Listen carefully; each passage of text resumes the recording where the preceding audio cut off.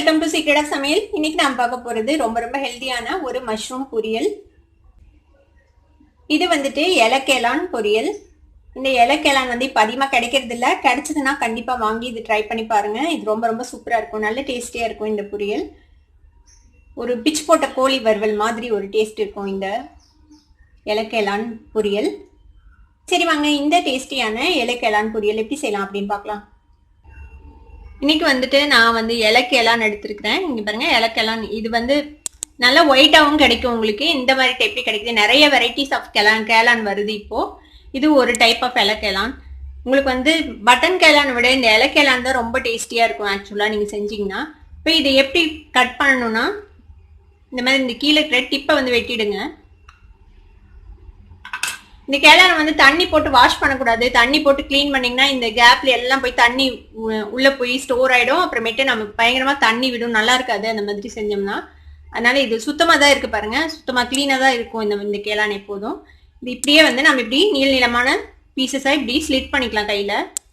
இது வெட்டணும்னு அவசியம் இல்லை, இப்படி கையில் எடுத்தீங்கனாலே அழகாக வந்துடும். இது இந்த மாதிரி நீள பீசஸாக இந்த மாதிரி கையிலேயே இப்படி பிச்சு போட்டுருங்க.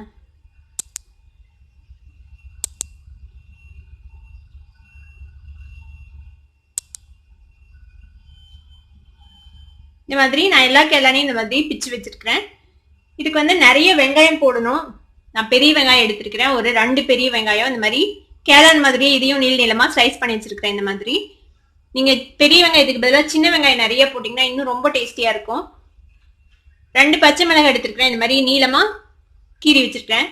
கொஞ்சமா கருவேப்பிலை.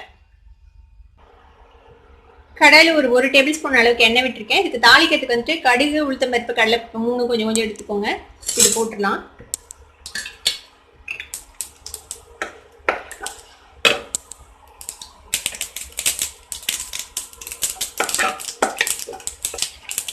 ஃப்ரை ஆயிடுச்சு கடுகு, கடலை பருப்பு, உளுத்தம் பருப்பு. இப்போ இந்த வெங்காயத்தை போட்டுடலாம். அதில் கூடவே இந்த பச்சை மிளகாய், கருவேப்பிலை அதையும் சேர்த்துடுங்க. வெங்காயம் ஓரளவுக்கு நல்லா வதங்கணும். வெங்காயமும் நல்லா வதங்கிடுச்சு. இப்போ நம்ம இந்த மஷ்ரூம்ஸ் ஆட் பண்ணிடலாம். இதையும் நல்லா மிக்ஸ் பண்ணி விடுங்க இந்த வெங்காயத்தோட. இது பார்க்க தான் இவ்வளோ இருக்குது. நல்லா வதங்கினதுக்கு அப்புறம் பார்த்தீங்கன்னா ரொம்ப கம்மியாயிடும் இந்த மஷ்ரூம்ஸு. இப்போ அதிகமாக இந்த இலக்கேலானே கிடைக்கிறது இல்லை மார்க்கெட்டில். உங்களுக்கு எப்பயாவது தான் கிடைக்குது. பட்டன் மஷ்ரூம்ஸ் தான் இப்போ ஜாஸ்தியாக கிடைக்குது. ஆனால் இது வந்து பட்டன் மஷ்ரூம்ஸோட ரொம்பவே டேஸ்டியாக இருக்கும். முன்னாடி எல்லாம் தோட்டத்திலேயே நிறைய வரும் இந்த டைப் கேலான். இப்போ வந்து இதெல்லாம் தோட்டத்தில் கூட பார்க்க முடியறது இல்லை இந்த இலக்கேலான. இதுக்கு ஒரு 1/4 டீஸ்பூன் அளவுக்கு மஞ்சள் பொடி போட்டுக்கோங்க. சாம்பார் பொடி காரத்துக்கு தேவையான அளவு போட்டுக்கலாம். நான் வந்து ஒரு 1/2 டீஸ்பூன் அளவுக்கு போடுறேன்.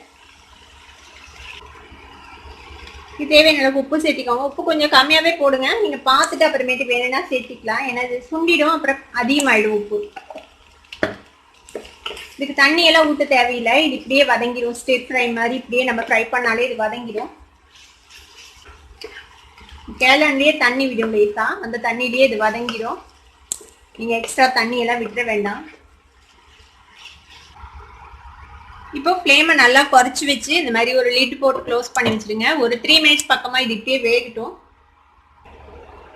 ஒரு 3 நிமிஷம் ஆச்சு. இப்போ நம்ம ஓப்பன் பண்ணி பார்ப்போம். பாருங்க, தண்ணி விட்டுருக்குது பாருங்க. இந்த தண்ணியிலேயே இது வெந்துடும். இதுக்கு நம்ம எக்ஸ்ட்ரா தண்ணியெல்லாம் சேர்த்த தேவையில்லை. ஒருவேளை ரொம்ப ட்ரையாக இருக்குது அப்படின்னு ஃபீல் பண்ணிங்கன்னா மட்டும் லைட்டாக தண்ணி ஸ்ப்ரிங்கிள் பண்ணிக்கோங்க. ஊற்றிட வேண்டாம், லேசாக தெளிச்சு விட்டு வதக்குனீங்கனாலே இது வதங்கிடும். இனி இது மூடி வைக்க வேண்டாம், இது வெந்துருச்சு. லேசாக அந்த ஈரப்பதம் மட்டும் இருக்குது, அது போகிற வரைக்கும் நம்ம வதக்கி ஆஃப் பண்ணிட்டோம்னா நம்மளோட இலக்கேலான் பொரியல் ரெடி ஆகிடும். இப்போ செக் பண்ணிக்கோங்க, உப்பு எல்லாம் செக் பண்ணிக்கோங்க. ஒரு வேளை பத்தலைன்னா நீங்கள் இப்போ கொஞ்சமாக ஆட் பண்ணிக்கோங்க. மஷ்ரூம் குக் ஆகிறதுக்கு வந்து ரொம்ப டைம் எடுக்காது. எப்போதும் 5 நிமிஷம் தான் ஆகும் மேக்ஸிமம் உங்களுக்கு மஷ்ரூம் வதங்கிறதுக்கு. சீக்கிரமாக வெந்துடும். மஷ்ரூம்ஸ் வந்து நம்ம அடிக்கடி நம்மளோட டயட்டில் எடுத்துக்கலாம். இதில் வந்து நிறைய ப்ரோட்டீன் இருக்குது. கிட்டத்தட்ட ஒரு நான் வெஜிடேரியன் மாதிரியே ஒரு டேஸ்ட்டும் கொடுக்கும் உங்களுக்கு. அதனால் எல்லாருமே விரும்பியும் சாப்பிடுவாங்க. ஒரு சிலருக்கு ஒத்துக்காம கூட இருக்கும் மஷ்ரூம். அந்த மாதிரி இருக்கிறவங்க மட்டும் இதை அவாய்ட் பண்ணிக்கோங்க. வெஜிடேரியன்ஸுக்கு வந்து இது ஒரு ரிச் சோர்ஸ் ஆஃப் ப்ரோட்டீன். நான்வெஜ்ல கிடைக்கக்கூடிய கிட்டத்தட்ட அதே அளவுக்கான ப்ரோட்டீன் வந்து உங்களுக்கு மஷ்ரூம்ஸ்லயும் கிடைக்கும். நல்லா ஃப்ரை ஆயிடுச்சு நம்மளோட மஷ்ரூம்ஸ். இப்போ அடுப்பு ஆஃப் பண்ணிடலாம். நம்மளோட இலைக்கேலான் பொரியல் இப்போ ரெடி ஆயிடுச்சு. இந்த டேஸ்டியான இலைக்கேலான் பொரியலை நீங்களும் ட்ரை பண்ணி பார்த்துட்டு எப்படி இருந்தது அப்படின்னு எனக்கு கமெண்ட்ஸ் ஃபீட்பேக் கொடுங்க. இந்த வீடியோ உங்களுக்கு பிடிச்சிருந்ததுன்னா சப்ஸ்கிரைப் பண்ணுங்க, பக்கத்துல இருக்கிற பெல் ஐக்கானை கிளிக் பண்ணுங்க. அப்பதான் என்னோட நோட்டிபிகேஷன்ஸ் உடனே உங்களுக்கு வந்து சேரும். லைக் பண்ணுங்க, ஷேர் பண்ணுங்க. தேங்க்யூ ஃபார் வாட்சிங் this video viewers. Bye by.